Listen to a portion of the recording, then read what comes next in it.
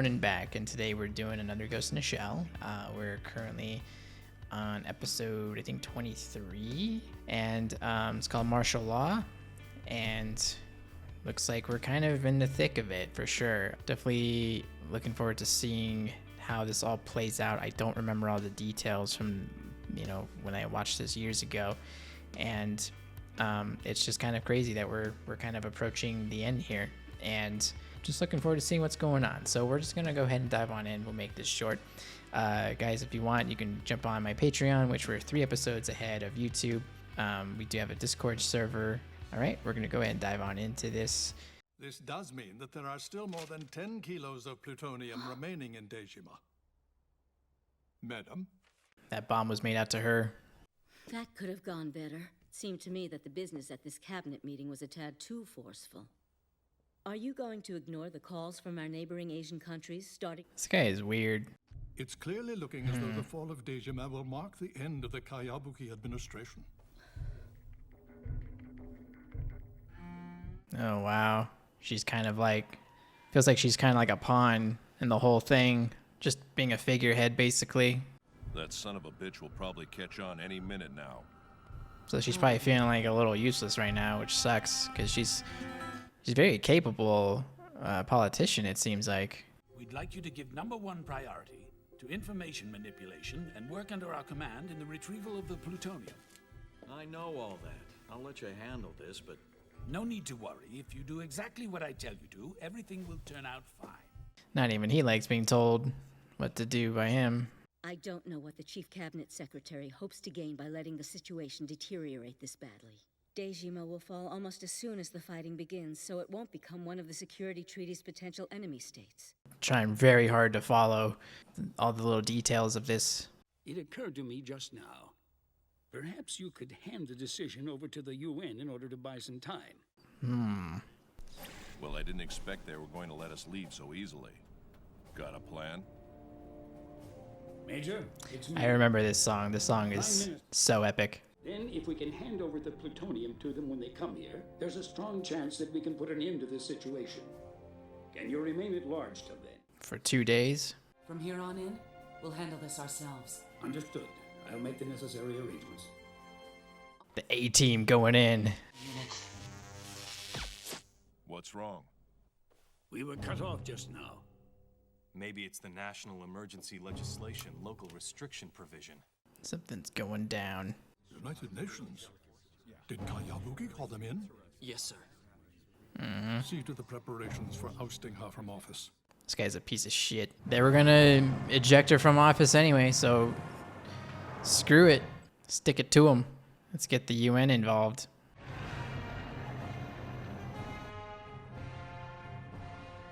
On the heels of the Government is a fascinating thing, isn't it? surrounding districts. That, people can make decisions from the top, and then it just sets a chain reaction that just filters down the branches and right down to the civilian level. Hey, over here! I demand that the Japanese government acknowledge Dejima as an independent country! So they really don't have plutonium, which is a problem. So they're betting on having to go in there and fuck some people up. We're going to be transporting the plutonium to Dejima. Huh? When we're there, we'll nab Kuze, then give him and the plutonium to them as a package deal. It's not that I object, but... We're going in. It's unanimous then.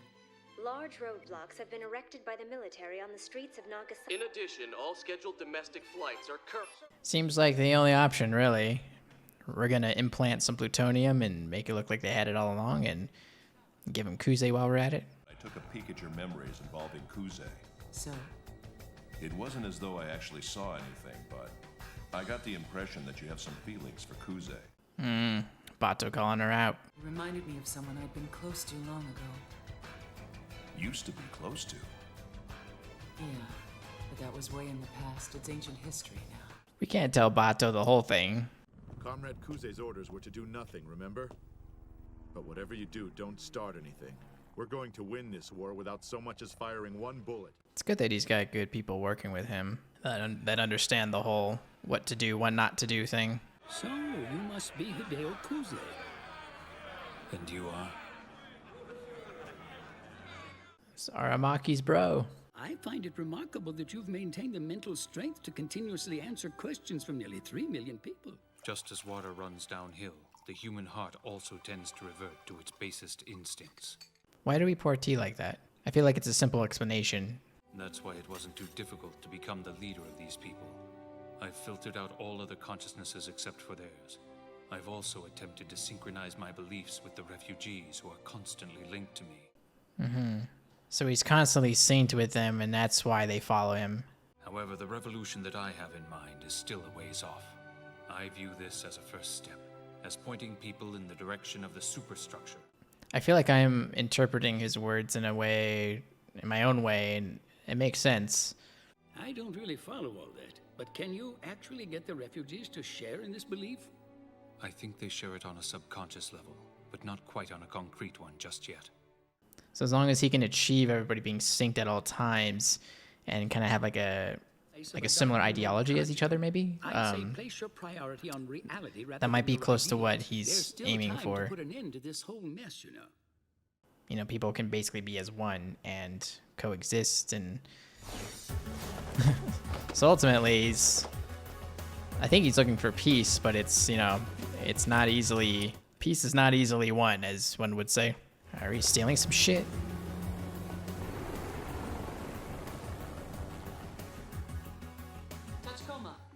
Well, we tried. We received a report that a helicopter just took off without orders from the Omura garrison. I see that they're following my script to the letter. What's the status on our EP3? Jeez, even that was predicted by him. We'll cover all of Dejima with a jamming signal, rendering the refugees into standalones. If we do that, the refugees will start running out of control on their own. It's getting good here. Looks like a communications blackout is starting on Dejima. Have a defense barrier array on standby. We'll fire in our message file at once. Oh, it's deteriorating. They gotta get their message in there quick. Did we get in? What? The SDA's jamming us? Oh shit. This is their attempt at separating everybody. The odds are high that fighting will break out. I can't allow people like you to be killed. You must escape. Yeah, and not everybody knows what Kuze looks like, so it's not like he can just start yelling at people and say, don't do this or don't do that. Oh shit. Don't do it. Oh god.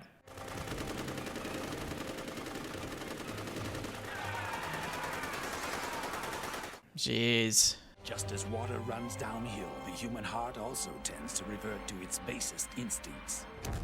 Oh shit. That's some major shit right there.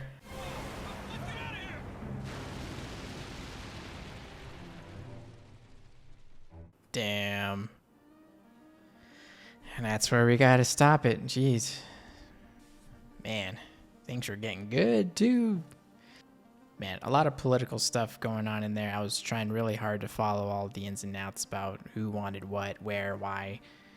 And I feel like I didn't quite get everything of it again. It's so weird, man. Like even now, it's just so easy to lose little details here and there amongst all the dialogue. But yeah, I feel like I have an idea of what Kuze wants, and I'm not sure exactly how he's doing it, but like just being able to unite everybody on, you know, this superstructure. I'm assuming everybody like will be able to be in this structure, however it is manifested, and be able to just the same way that he's been like linking to everybody and sharing his consciousness to where everybody's on the same page, you know, and for the most part everybody is on the same page and has like the same ideas, and they're all getting along.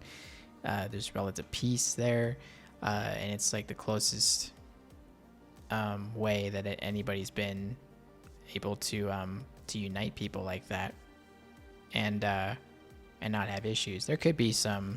I mean, it's definitely like a paradigm shift of some sort, because he's definitely doing something that no one's ever done before, and you know, he's probably thinking super end game type of shit. You know, like he said, this is only like one step in this whole thing. It's not even like, even if he does achieve what he wants to achieve doing this, it's still not the full picture of what he's trying to do, and who knows if he'll ever achieve it, but it could be at least, a nudge. Like he said, he wants to at least point people in the right direction to start going that direction, so that eventually they achieve what he set out to do. So it's really interesting. He's really become like a really interesting character, like a lot more sophisticated and deep than what he was in the beginning of this show. Like, he was just a killer, basically, like part of a terrorist group. So for him to evolve into this is like crazy. And then it's kind of an interesting idea that Goda also didn't really see this happening either. Kuze's the wild card, essentially, and not even Goda can sit here and predict exactly what he's going to do, but he's trying to manipulate him to doing what he wants. But still, there's like a few things here and there that Kuze does that Goda can't even predict. But that probably also makes it fun for Goda to do what he does. So, but I'm looking forward to these next episodes, because it looks like it's only going to get more intense. So, but thanks, guys. Thanks for watching. I hope you enjoyed, and I'll see you next time.